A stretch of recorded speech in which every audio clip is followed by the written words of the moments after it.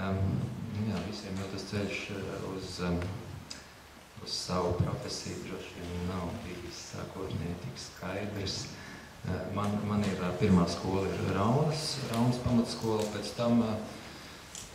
tam es esmu beidzis Priekuļu lauksaimniecības tehnikumu kā tehniķis automehāniķis. Tur brīdi nesagatavoju arhitektus, bet šodien jau viss, kas ir iespējams, jo interjerists sagatavo, piemēram, arī aviācijas institūts un kas vien tālāk nenotiek. Tātad, kā saprotams, pēc tehnikuma uzreiz arī tā arhitektūras specialitāte tā varbūt nebija iekarojama. Tad pa starpam trešā tehniskā skola kā tāda iestāde, kur uzkavējās visi, kas kādreiz kaut kur nebija iestājušies, un varbūt tikai kādu divu bija tikai konkrēti uz šo kinomehāniķu specialitāti. Tātad tur vēl pa vidu ir kinomehānika? Jā, arī tās, jā. Mehānika vispār man arī tādēļ varbūt šobrīd arhitektūrā ir saistoša, arī koku mehānika un tādas lietas. Tas viss tā, uzreiz arī nepalīdzēja šo te,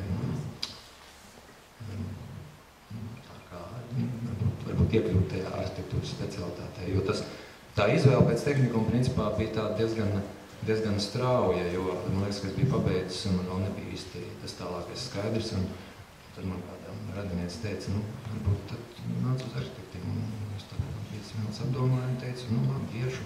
Bet tu nepiebildi, ka tu labi zīmēji un rasēji, kad tas bija tā kā viens priekšlikums? Rasēt un tā ģeometriskā puse tā varbūt ir svarīga. Zīmēt arī jau, principā, var iemācīt, tā kā jebkuru vai ne, bet, zinām, priekšnosacījumi, it kā, katrai lietai ir, tie varētu kaut ko arī veicināt.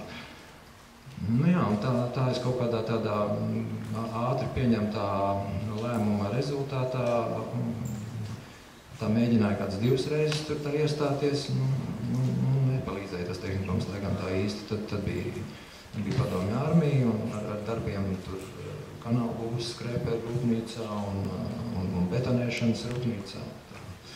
Mēs arī celtniecībā varam tur betonēt un stropēt un tādas lietas, jā.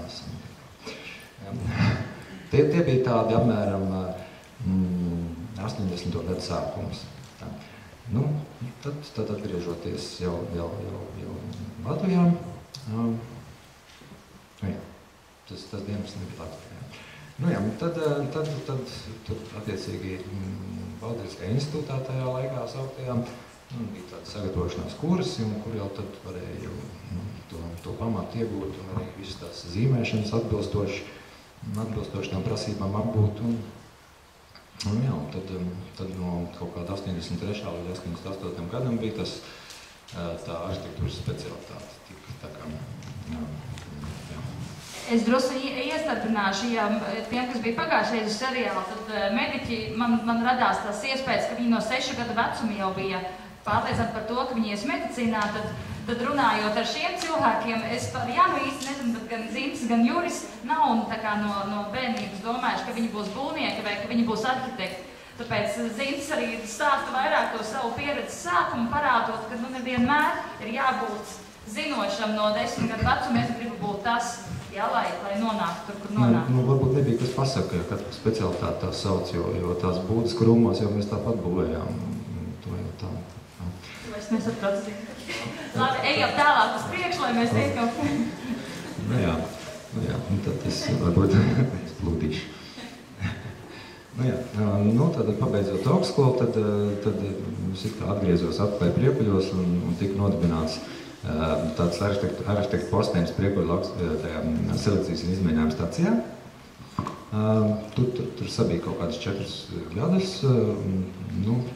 tad tā iestāde arī jau sāk pārveidoties, un tad tika izveidots arhitektu postenis Priekuļu pagastā, tā kā pašvaldības arhitekts, kur, es tā nostrādāju, tā kā varbūt 2 reizes pa daudz, ja vienā iestādē kaut kādus 14 gadus. Tu varēsi pastāstīt, ko dara pašvaldība arhitekts?